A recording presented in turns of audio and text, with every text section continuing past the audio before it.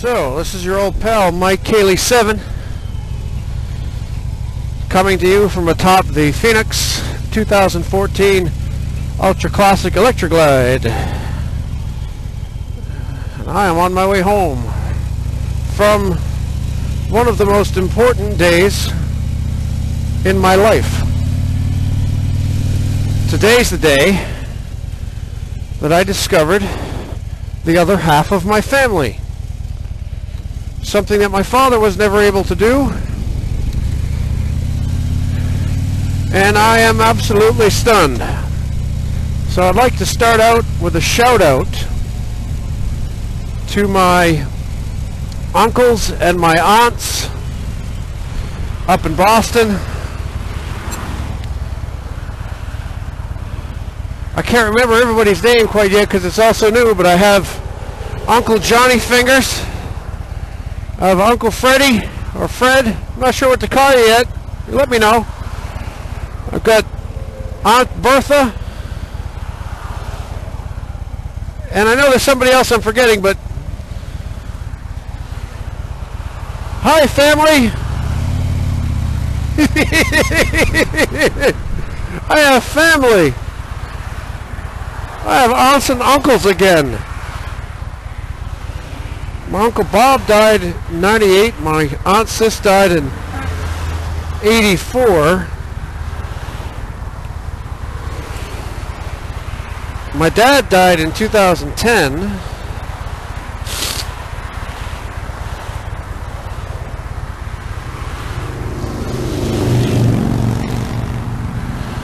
So I thought I was all out of family on that side. My dad thought he was the last one. Little did he know, he was not.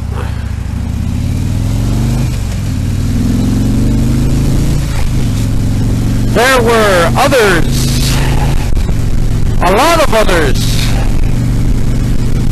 I have family in Boston. Well, basically Boston. Stoughton and Dorchester and Roxbury and Pembroke and all kinds of places. I got to talk to my Uncle John for the first time ever, and I was all teary-eyed, so was he. And here's how it went, here's how it happened. How did my family find me?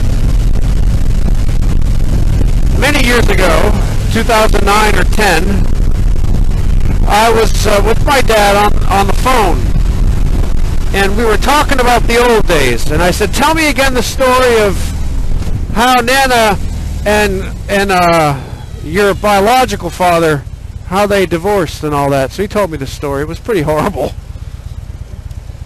It involved a lot of punching and fighting and setting on fire and death threats. So my dad never knew his dad. His dad's name was Louis. Everybody called him Louis anyway. And I said, well, tell me the story. And he says, well, Grandpa Louis, his mom, Christine, apparently was spreading rumors. I don't know if any of this is true, but this is the story I got. Spreading rumors around town that Madeline, my grandmother, was sleeping around. So Madeline went across town and beat up her mother-in-law, my grandmother, my great-grandmother, and then beat up her own sister-in-law, my great-aunt, and set her on fire by putting her on a wood-burning stove. That pretty much ended that. She beat the crap out of Louie because she was a big, tough lady, and she told him to get the hell out, so they divorced. I have the divorce papers, actually. And that was the end of Louie. I knew that his name was, I knew what his name was. I knew that he had a mother named Christine, and she was from Denmark. And as my dad was telling me all these stories, I was typing them in to the Ancestry.com database that I was part of. And that was it. You know, I tried to do research. I didn't really find anything. I thought I'd have to go to City Hall in Boston. I wasn't about to go all the way up there for that. My dad said, yeah, apparently I have brothers and sisters I've never met, and they have kids that probably look just like you kids. I said, oh, geez, I'd like to find him, before you die, Dad. Oh, if you do, you do. If you don't, you don't. And so he died, 2010. I never found him. That stuff was on the internet, waiting. 5 years later, or more,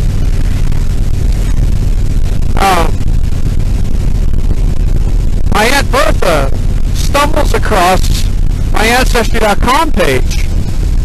And she reads it and she says, oh my God, this is the guy. This is the one. This is all the information is exactly the same. So I guess she contacted her brother Fred, my Uncle Fred, and Uncle Fred contacted me saying, I think we might be the ones that are related. And then I started contacting everybody that I could on through Facebook. Fred's wife, my aunt, and other people. Next thing you know, I'm talking to my Uncle John. And John said to his wife, we got to talk to Mike, because he doesn't know yet. He's still trying to confirm this. He doesn't know if it's true yet.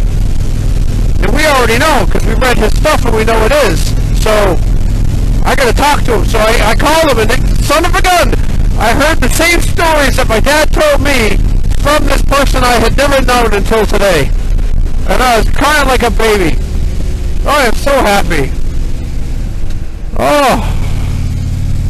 So I'm heading home right now to call my Uncle Fred to let him know that I'm here,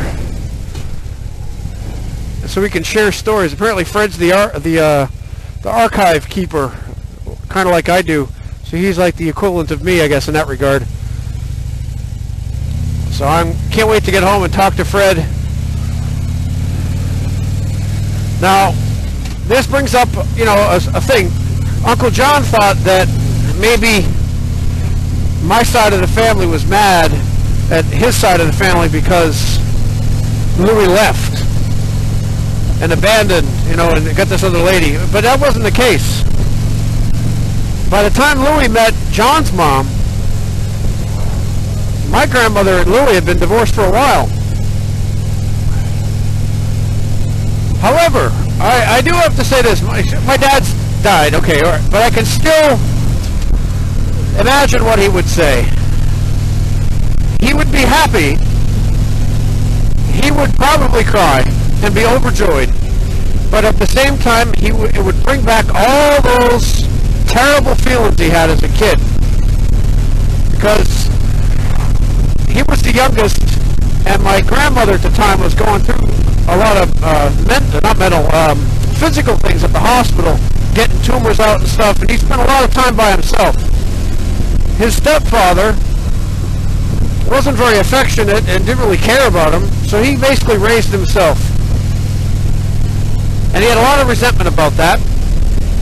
And he was always mad at his father for abandoning him. So I think that would bring up a lot of pain for him. So in a way, it's kind of a good thing that he didn't find a family, because it would have, dug all that up for him, especially at the end of his life. But I think if he had enough time to incorporate it all, I think he would have been thrilled to have a whole other side of the family. And it's a shame that he didn't. He died thinking he was the last one. Even though he knew that he had brothers and sisters out there, he didn't know if they were dead, alive, what, how many of them, who they were. Nothing.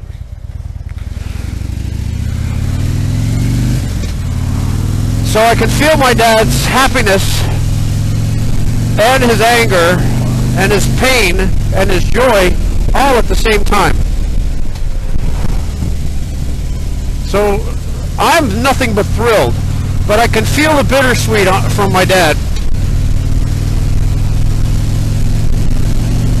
Wow, what an amazing day. I am on cloud 9. And I really do wish that my dad were able to experience this. And if he is, on the other side or whatever, if there is that, then I hope he's smiling.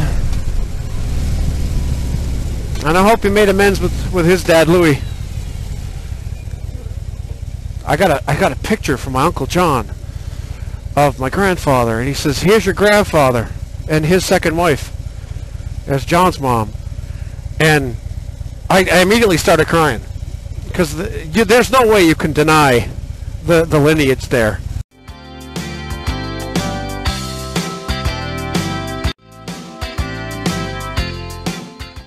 It's not like he looked kind of like us. He looked exactly like us. He looked like my dad and me cloned. Oh man, am I happy. So, my new family, I can't wait to get to know you. I'm so glad that you're in my life now, and I hope you don't regret contacting me. Maybe we were always worried that maybe contacting the other side of the family would be bad because maybe they were terrible people. We didn't know anything. Maybe they're going to be the ones that feel bad, like, oh shoot, who are these people we've now recontacted? Never mind. Oh goodness. So yeah, it's a good day. It's a good day. All right, folks. This is Mike Cayley 7, who just discovered that he has a much bigger family than he ever knew. Happy and elated. I'll talk to you later.